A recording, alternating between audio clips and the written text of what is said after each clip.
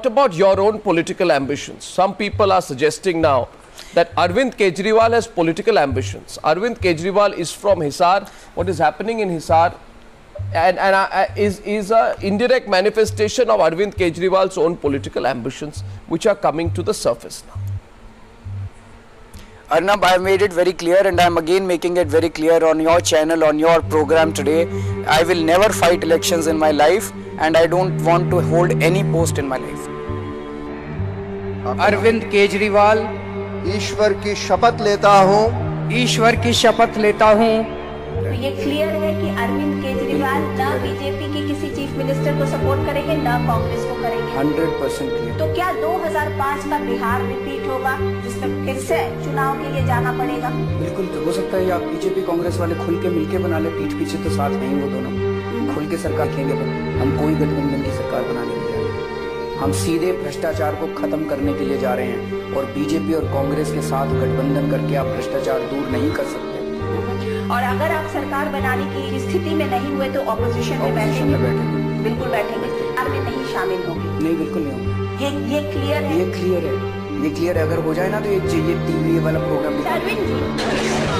साथियों, आप सब लोगों की जानकारी के लिए बता दें कि अभी हम 370 पेज का सबूत पुलिस थाने। मैं डॉक्टर हर्षवर्धन जी से निवेदन करूंगा, सारे सबूत भेजें और मैं तुरंत जांच कराऊंगा, 2 घंटे के अंदर जांच कराऊंगा। तो मैं याद दिला दूं स्वामी रामदेव जी को कि 2010-14 नवंबर को वो 370 पेज की रिपोर्ट मैंने ही बनाई थी। इसके भी दस्तावेज और ये सारी चीजें जो मैं आपके सामने प्रस्तुत कर रहा हूँ, ये हवा की नहीं है। हमने सीवीसी की रिपोर्ट और सीएजी की रिपोर्ट और कई और अन्य स्रोतों से ये सारी जानकारियां ली हैं। हम नहीं कह रहे, सरकार की एजेंसियां खुद कह रही हैं। उसमें किसी भी व्यक्ति विशेष का नाम नहीं लिखा हुआ। वो जो भी अलग अलग अखबारों में, आपको याद है जब कॉमनवेल्थ गेम्स हो रहे थे तो रोज फ्रंट पेज के ऊपर सारे अखबारों में घपलों के वो चलते थे, वो छपा करते थे। फिर वो सारी कटिंग्स लेकर आया था, मैंने वो रिपोर्ट बनाई थी।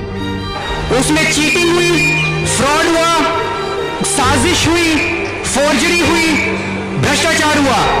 ये सारे के सारे आपराधिक मामले हैं और इसमें 7 दिनों के अंदर एफआईआर दर्ज करवाई जाए। 7 दिनों में अगर एफआईआर दर्ज नहीं करवाई गई, कह रहा हूं कि अभी हमारे को 8 दिन हुए हैं, थोड़ा सा समय दीजिए, किसी को भी नहीं बख्शा जाएगा। जो नेता जीत के आएंगे, जो लोग जीत के आएंगे, वो बड़े बंगले नहीं लेंगे। आप लोगों के इलाके से कोई आदमी जीता, वो आप लोगों के बीच में ही रहेगा, अपने मकान में रहता रहेगा, जहाँ रह रहा था वहीं रहेगा, उसको बड़ा बंगला नहीं रहेगा। दिल्ली के भगवान दास रोड पर बना ये डीडीए ऑफिसर कॉम्प्लेक्स में जो 2 डुप्लेक्स अरविंद केजरीवाल जो दिल्ली के मुख्यमंत्री हैं, जो उनको अलॉट किए गए हैं, वो है डुप्लेक्स नंबर 7/6 और 7/7। जिस तरह से सूत्रों से जानकारी मिली है कि अरविंद केजरीवाल का परिवार भी इसका मुआयना पहले कर चुका है। सबसे अंत में वो नंबर हैं जो आप देख सकते हैं कि जो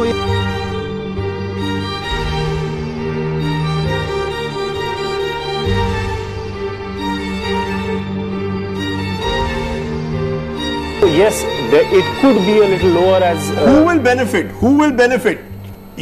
Now you're saying that it will be those who have legitimate meter connections, right? The middle class and the affluent have them. They will get this benefit of free water. Do they need a subsidy of free water? Should they be getting this subsidy? The poor who live on a rag picker who lives on the street, who wants to wash himself, cannot get free clean water. Right. Who are you really benefiting? Right. So we have a complete roadmap for water. So if you look at our manifesto clearly, we are saying we will provide water to every family in the city.